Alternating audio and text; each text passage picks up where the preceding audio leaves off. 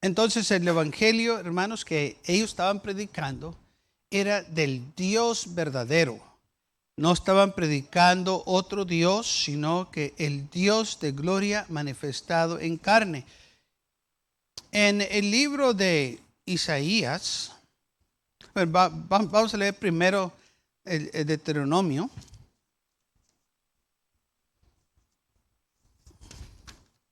Deuteronomio capítulo 6, versículo 4 al 9, dice así: Oye Israel, Jehová nuestro Dios, Jehová uno es.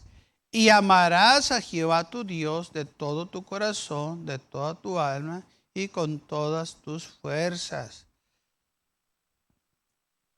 El Señor es uno.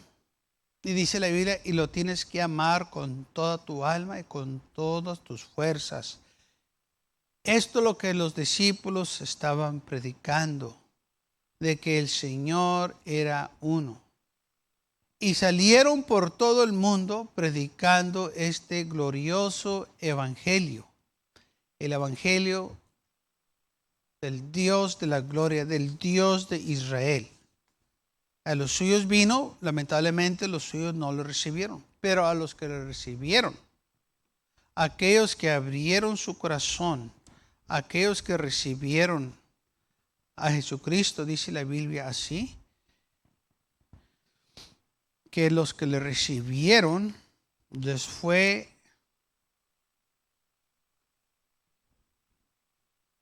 está leyendo en San Juan capítulo 1,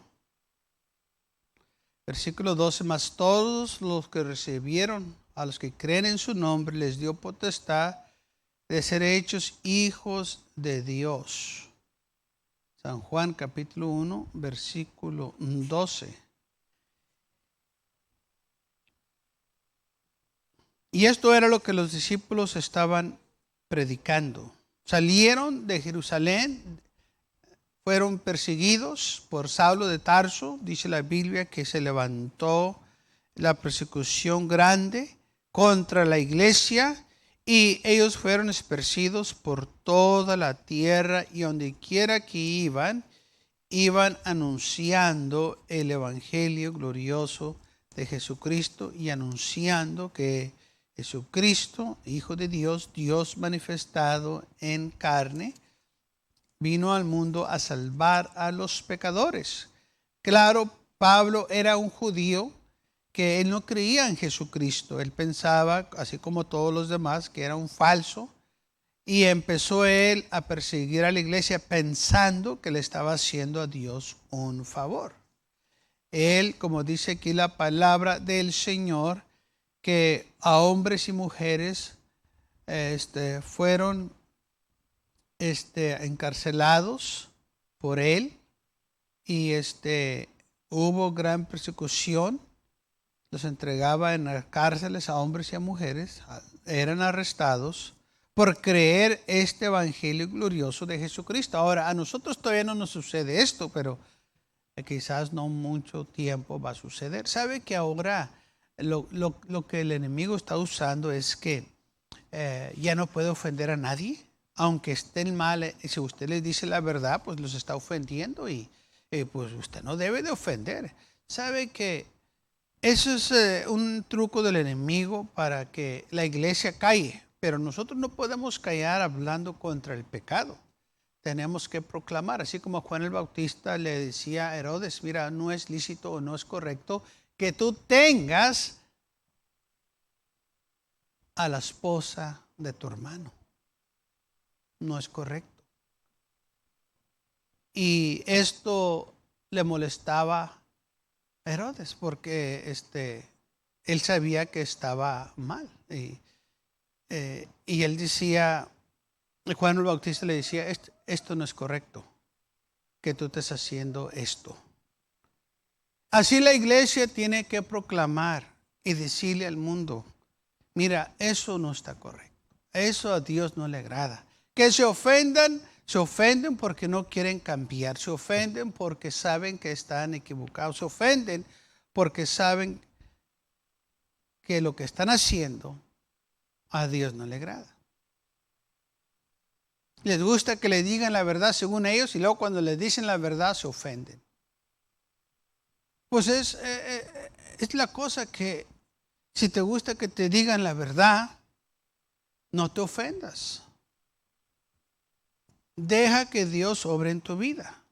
Pero ahora el enemigo está usando eso y muchos entonces ahora se ofenden porque les dicen la verdad y aún el gobierno se está metiendo en esto y no quiere que nadie sea ofendido. Ellos sí pueden ofender, pueden decir a la iglesia que son locos, son fanáticos, son radicales, pero a ellos no se les puede decir nada porque se ofenden. Así no trabaja. Nosotros tenemos que proclamar las grandes virtudes de Dios, tenemos que proclamar la verdad, se ofendan o no. El trabajo de nosotros es proclamar el glorioso evangelio de Jesucristo. Muchos en el tiempo de Jesús también se ofendieron, pero él como quiera les hablaba, él como quiera predicaba también con los discípulos. Lamentablemente muchos tomaron esa ofensa y se convirtió en odio y se levantaron contra la iglesia, contra los discípulos y les dieron la muerte. Pero hermanos, nosotros no debemos de tener temor de lo que el mundo nos quiere hacer, porque nosotros proclamamos este glorioso evangelio de Jesucristo, así como el Señor nos dijo que lo hiciéramos, lo tenemos que hacer. No tenemos nosotros que preocuparnos qué es lo que nos va a suceder. Nuestra vida está escondida en Cristo Jesús. Que nos quieran hacer una cosa u otra, estamos en las manos del Señor. Que nos dicen que nos van a poner en las cárceles, nos van a castigar, estamos en las manos del Señor. Muchos, yo sé que van a traicionar al Señor y van a dudar y se van a ir para atrás al mundo, pero nosotros nos vamos a mantener fieles en el Señor y no vamos a negar nuestra fe, no vamos a negar al Señor Jesucristo, vamos a permanecer firmes en Él. Entonces, ellos salieron y predicaban a donde quiera que iban y Pablo los perseguía. Aún fue con los sumos sacerdotes y los escribas y les pidió cartas para que donde quiera que iban los discípulos, él los podía aprender y traerlos a Jerusalén para castigarlos. Entonces dice la palabra del Señor que se fue por el camino de Damasco y yendo él hacia allá se le apareció el Señor. Dice la Biblia que él pidió cartas en la sinagoga, para ir a la sinagoga de Damasco para aprender a todos los que hallase, a hombres y mujeres, de este camino y traerlos presos a Jerusalén. Mas yendo él por el camino, y estoy leyendo de Hechos capítulo 9, versículo 3, mas yendo él por el camino aconteció que cerca de Damasco repentinamente le rodeó un resplandor de luz del cielo y cayó en tierra. Oyó una voz que le decía: Saulo, Saulo, ¿por qué me persigues? Y él dijo: ¿quién eres, Señor? Y él le dijo: yo soy Jesús a quien tú persigues. Dura cosa te es dar cosas contra el aguijón. Él, temblando y temeroso, dijo: Señor, ¿qué quieres que yo haga? Y el Señor le dijo: levántate y entra a la ciudad y se te dirá lo que debes hacer. Ahora recuerden que Saulo andaba persiguiendo a los discípulos de Jesús. Todos los que creían en Jesús estaban siendo arrestados, encadenados y trayéndolos presos a Jerusalén para castigarlos. Entonces, yendo él rumbo a Damasco para hacer esto, se le apareció, dice la Biblia, una luz del cielo, que era una luz fuerte, que se le apareció ahí el Señor, y una voz le decía: Saulo, Saulo, ¿por qué me persigues? Y le dijo: ¿quién eres, Señor? Ok, ahí me quiero detener. Versículo 5. Dice: ¿quién eres, Señor? ¿A quién cree usted que Pablo se estaba refiriendo? Cuando él dice Señor, ¿quién eres, Señor? Muchos han dicho, bueno, es que estaba hablando con Jesús. No, pastor, no. Porque recuerde, él no creía en Jesús. Él andaba peleando contra Jesús. Él se está refiriendo a Jehová, porque él era judío. Dijo, era hebreo de los hebreos, circuncisado al 8º día de la tribu de Benjamín. Dijo, yo soy hebreo. Cuando él dice esto, ¿quién eres, Señor? Quítale ahí la palabra Señor y póngale Jehová. ¿Quién eres? ¿Jehová? ¿Tú eres Jehová que me estás hablando? ¿Y qué viene la respuesta? Le dice, yo soy Jesús. Yo soy Jesús. Ah, ¿eres Jesús? ¿No eres Jehová? Yo pensaba que era Jehová que me estaba hablando. No, soy Jesús. Ahí es donde él se da cuenta de que él estaba equivocado. Por eso dice, yo estaba peleando contra el Señor. Yo pensaba que le estaba haciendo al Señor un favor y no, yo estaba equivocado. Y por eso aquí, cuando leemos esto, tenemos que acordarnos.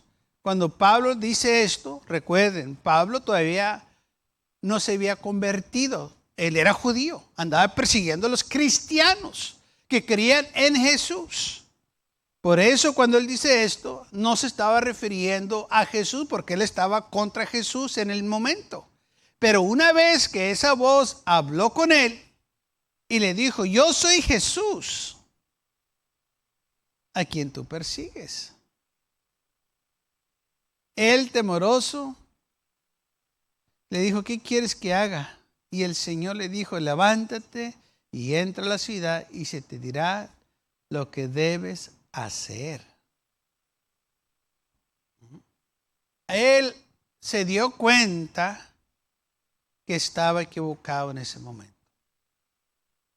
¿Qué tantas veces gente pelea contra el Señor no sabiendo que están equivocados? Así como Pablo, él dijo, yo pensaba que le estaba haciendo un favor al Señor. No le estaba haciendo un favor, estaba peleando contra él. Dijo, ahora yo perseguí la iglesia y traje mucha gente a ser castigados. Pero él mismo dice claramente, lo hice en ignorancia. Estaba yo ignorante de estas cosas. Y así es. Y esto es lo glorioso del Evangelio, hermanos, que nos saca de la ignorancia. Ahora él ya sabía. Y por eso él fue usado grandemente por el Señor, porque él se puso a la disposición del Señor. Y le dijo, Señor, ¿qué quieres que yo haga? Lo que tú me pidas, yo lo voy a hacer. ¿Qué es lo que tú quieres que yo haga para ti? Y el Señor le dijo, levántate y entra a la ciudad y se te dirá lo que debes hacer. Se te va a decir lo que debes hacer. Y claro, en la persecución, hermanos, de la iglesia, recordemos, todo el tiempo va a haber avivamiento, todo el tiempo va a haber gente que se salva. Por eso nosotros no debemos de estar preocupados por la pandemia, lo que viene, porque la iglesia, hermanos, sigue adelante, sigue en avivamiento, cosas grandes suceden en la iglesia, porque la iglesia es del Señor. No importa qué es lo que pase alrededor de nosotros, el Señor está en control. Nosotros, el trabajo de nosotros es predicar el Evangelio. Es el momento de nosotros de tomar, hermanos, la oportunidad, porque muchas de las veces cuando todo va bien y la gente tiene prosperidad y hay paz, nadie quiere huir del Evangelio. Es cuando hay problemas y hay situaciones difíciles, que cuando la gente anda toda espantada, ahí es el momento que la iglesia debe de tomar para predicar el Evangelio y compartir este Evangelio con aquellos que no lo conocen. Y entonces la iglesia tomó la oportunidad, vino la persecución y donde quiera que iban predicando el glorioso Evangelio de Jesucristo. Hasta aquel hombre que los iba persiguiendo también fue salvo. Y es lo que sucede, hermanos. Cosas grandes, maravillosas pasan, aleluya, cuando la iglesia hace el trabajo que se le encomendó, predicar este glorioso evangelio. Y debemos de tener nosotros esta oportunidad de predicar a cualquier persona que nos dé la oportunidad, hablarles del Señor.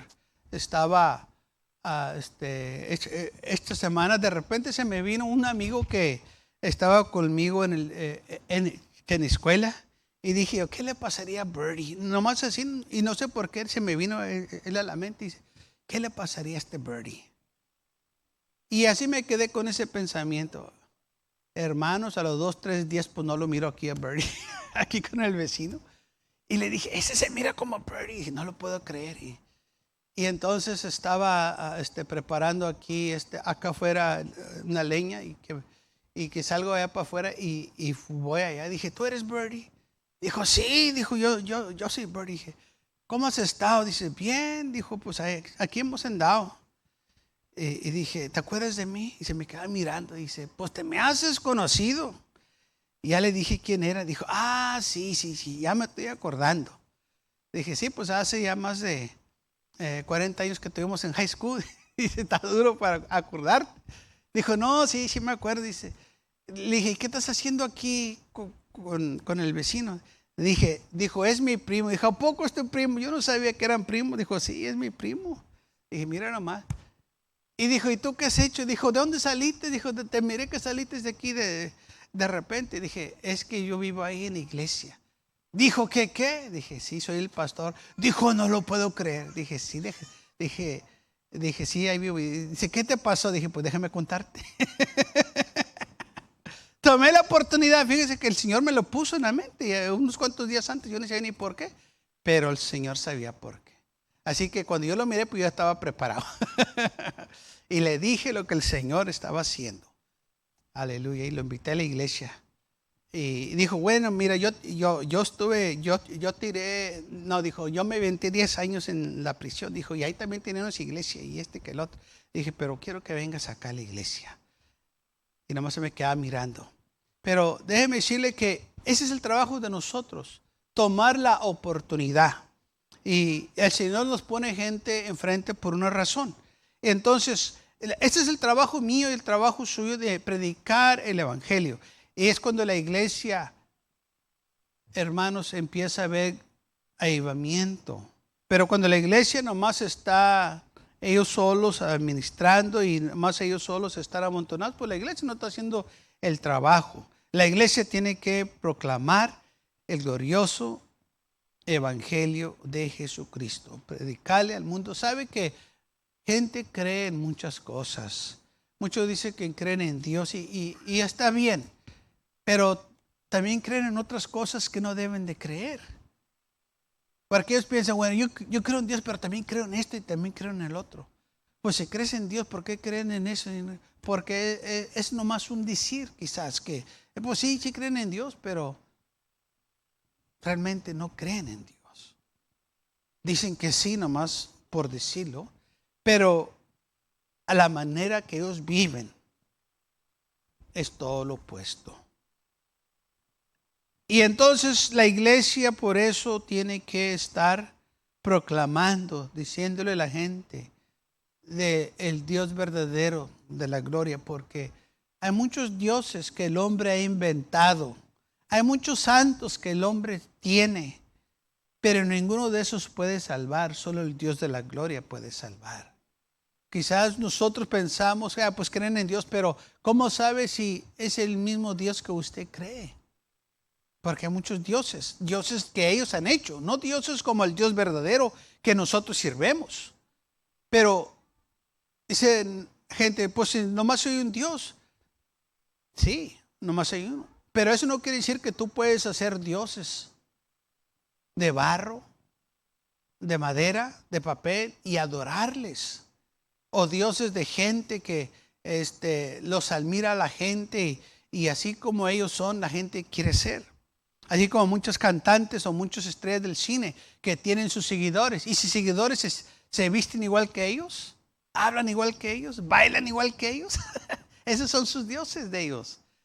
darían su vida por ellos, porque pagan cierta cantidad para aún verse igual que ellos. Se operan de la cara y todo para tener las mismas figuras de sus dioses. Es lo que hace el mundo. ¿Y qué de nosotros? ¿Qué de la iglesia? ¿Estamos comprometidos igual que ellos de hacer lo mismo? ¿O nomás lo decimos de labios? Entonces la iglesia tiene que proclamar que no, nomás hay un Dios verdadero y yo le sirvo y daría mi vida por este evangelio. Y quizás un día lo vamos a tener que hacer. En los tiempos de los apóstoles se les daba oportunidad, especialmente cuando Pablo andaba persiguiendo a la iglesia. Los hacía que blasfemaran el nombre de Jesús, o si no los mataba. Ahora no, la gente no tiene que hacer eso, nomás se le da un dinerito y niegan al Señor. se le da un regalito y ya. Es todo lo que tienen que hacer. O muchos eran torturados para que blasfemaran y negaran al Señor. Ahorita, gracias a Dios, que no estamos en estas situaciones. Pero ¿qué si ven ni esa situación? ¿Va a blasfemar al Señor o va a bendecir su nombre en medio de la lucha y la prueba? ¿Sabe que años para atrás yo oí un testimonio de un misionero que fue a una nación allá por el África y estaba predicando? Y tenía él y su esposa, estaba él y su esposa y un niño de brazos. Y el testimonio dicen que a este hermano llegaron a su casa una gente mala. Y lo amenazaron a él y a su esposa. Y su esposa, que tenía el niño en sus brazos, se lo quitaron al niño de ella de sus brazos y le dijeron: niega al Señor ahorita mismo o matamos a este niño. ¿Sí? Y él dijo: pues no puedo negar al Señor ni tampoco quiero que le hagan daño a mi hijo. Bueno, dijeron: pues, ¿qué vas a hacer? Porque si no lo haces, si no niegas al Señor, matamos a tu hijo. Y si no, y si lo niegas, pues te dejamos en paz a ti y a tu familia, que te vayas. El hermano dijo: no puedo negar al Señor. Y le quitaron a aquella mujer al niño y se lo aventaron, hermanos, y contra una pared, y ahí quedó el niño muerto. Eso es un precio muy duro que pagar. Pero el hermano misionero no quiso negar al Señor. Dijo: no puedo negarlo. ¿Qué si nosotros estuviéramos en esa situación así? ¿Niega al Señor o te quitamos a uno de tus chamacos? Mi hermano, está duro. Sí, yo sé que está duro. ¿Qué haría usted? ¿Qué harías tú? ¿Qué vas a hacer si alguien te dice eso? Quizás a nosotros nunca tenemos esa situación, pero hay gente que la ha tenido. Unos que han negado al Señor y otros que no. De todo hay. Pero quiero decirle una cosa, que aquellos que se afirman en las cosas del Señor tienen su recompensa en el cielo. Porque eso, hermanos, Dios lo mira. Todo eso está grabado ante el Señor. Y aquel hermano que puso al Señor primero, el Señor lo ha recompensado de una manera sobrenatural. ¿Por qué? Por el amor que él tuvo al Señor Jesús. Espero que usted y a mí no nos pase esa situación, porque es una situación muy dura en que estar. Pero pueda que un día sí suceda. Y si aquel día llegara, espero que yo y usted tengamos las fuerzas para poder vencer y estar firmes en el Señor. Quizás en este país al momento no tenemos que preocuparnos. Pero como va este país, no le puedo asegurar que eso nunca va a suceder. Por eso, hermanos, la iglesia tiene que seguir proclamando este evangelio, para que nosotros podamos alcanzar a aquella gente que hace estas cosas terribles. Gracias a Dios que la iglesia permaneció firme y siguió predicando aún cuando estaban siendo encarcelados, cuando estaban siendo echados al pozo de los leones. La iglesia estaba predicando. Sí, a muchos de ellos les quitaron la vida, pero ellos no negaron al Señor. En el tiempo de Nerón, el emperador de Roma, a muchos cristianos los quemaban, los crucificaban y los quemaban vivos, porque no negaban al Señor Jesús. Vendrá el tiempo que quizás también a nosotros nos van a hacer cosas así, no sé. Pero sí dice la Biblia que va a venir persecución sobre aquellos que creen en el Señor. Quizás no va a ser la misma persecución que ellos, pero vamos a ser perseguidos. O quizás va a ser peor que ellos. No sabemos. Pero una cosa sí sabemos, tenemos que estar firmes en el Señor. Que nuestra vida, hermanos, está escondida en Cristo Jesús. Y si el Señor estuvo dispuesto a dar su vida por nosotros, nosotros también debemos de estar dispuestos a dar nuestra vida por Él, por el Evangelio. Para que este Evangelio siga adelante. Muchos hombres y mujeres perdieron sus vidas para que yo y usted pudiéramos tener vida eterna. Predicaron este Evangelio. Pablo fue decapitado en Roma por predicar este evangelio que yo y usted ahora disfrutamos. Un hombre que fue el primer misionero que se puso a la disposición del Señor cuando le dijo, ¿qué quieres que yo haga? Y el Señor lo llamó para ser el primer misionero y salió de la comodidad de la iglesia para predicar este glorioso evangelio. Y Pablo dice en los peligros que él andaba, en peligros de ladrones, en peligros de entre falsos hermanos, en peligros de ríos, en peligros en el mar, donde quiera, en fríos, en hambres. Y todo lo hizo porque estaba él dispuesto a dar su vida por este glorioso evangelio de Jesucristo.